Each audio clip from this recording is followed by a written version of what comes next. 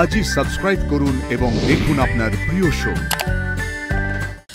আর সে মেয়েটা তো সাংঘাতিক, ও আবার ধরে ফেলবে না তো যে ছেলেগুলোকে আমরা পাঠিয়েছিলাম? ঋতুদি তুমি? আই ও ইউ আরশি। সেদিন তুমি আমাকে সাপোর্ট না করলে হয়তো মধুবনী পুলিশের হাতে আমাকে তুলেই দিত। তুমি চাও বা না চাও, এবার থেকে আমি তোমার পাশে আছি আরশি। থ্যাংক ইউ ঋতুদি, কিন্তু আমাদের বাড়িতে যা ঘটে গেল এরপর তুমি আর কি বা সাহায্য করবে? তুমি জানো কয়েকজন ছেলে এসে জানি, সবটা জানি। আর তোমার সন্দেহটাই ঠিক যে এটা পুরোটাই একটা চক্রান্ত হচ্ছে। কেউ তোমাদের অষ্টমঙ্গলা ইচ্ছে করে পণ্ড করবে বলে এই ছেলেগুলোকে ফিট করেছিল। ওদের কথা শুনে আমি বুঝতেই পেরেছি যে ওরা এখানে এই মিশনেই এসেছিল। ভাগ্যিস এসেছিলাম, নাহলে তো জানতেই পারতাম না ছেলেগুলোর উদ্দেশ্য কি।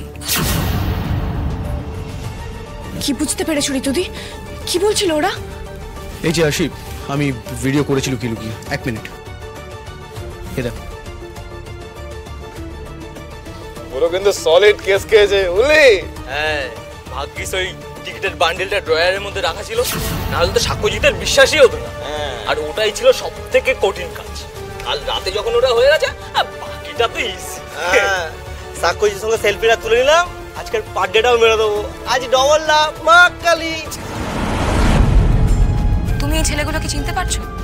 আজ ডবল লাভ, মা কালী।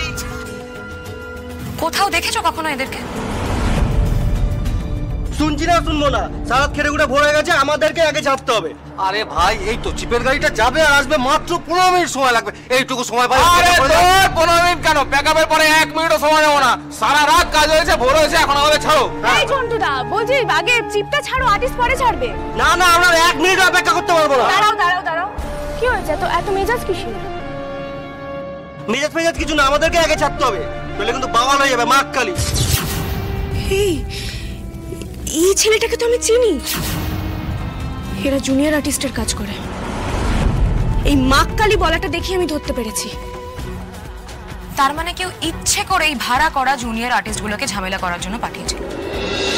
কিন্তু আমার মতে বলে আরশিকে তো আমরা এতদিনে চিনতে পেরেছি না, মানে ফল দিয়েই তো গাছের বিচার হয়।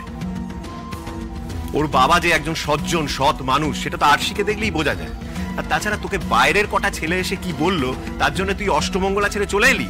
একবার তাদের কথাটা ভাবলি না? তাদের তো মাথা নিচু হলো। না না, তোর থেকে আমি এটা আশা করি। বাবা, আমি ছেলেগুলোর মুখের কথায় বিশ্বাস করিনি। হ্যাঁ, টিকিটের বান্ডিলটা বাড়িতেই ছিল যেটু, আমরা দেখেছি। সে তো থাকবে। সাক্ষ্যকে কিভাবে নিজের কাছে ফিরিয়ে আনতে হয় আমি জানি আরশি। এতটা হিউমিলিয়েশন আজ পর্যন্ত কারোর থেকে কোথাও পাইনি। আমাকে একটা মেলার প্রোডাক্ট বানিয়ে দিয়েছে ওরা, ব্যবসা করেছে আমাকে নিয়ে। ছি, shame on them। এত কিছুর পরেও মেয়েটা চোখ রাঙানি যায় না। ছোটের মায়ের বড় বড় গলা আবার। কেন, কি হয়েছেটা কি? আরে ও দা ভাইকে চ্যালেঞ্জ করেছে, বলেছে যদি প্রমাণ করতে পারে ওর বাবা নির্দোষ, তাহলে দা ভাইকে দেখে ওদের বাড়িকে পাপ পেরে খেয়ে আসতে হবে। ভাবো। আর সে মেয়েটা তো সাংঘাতিক, ও আবার ধরে ফেলবে না তো যে ছেলেগুলোকে আমরা পাঠিয়েছিলাম? আন্টি, আরশি যতই চেষ্টা করুক না কেন, যেখান থেকে খুঁজে বের করবার চেষ্টা করুক না কেন, মরে গেলেও আরশি জানতে পারবে না যে এর পেছনে কে রয়েছে।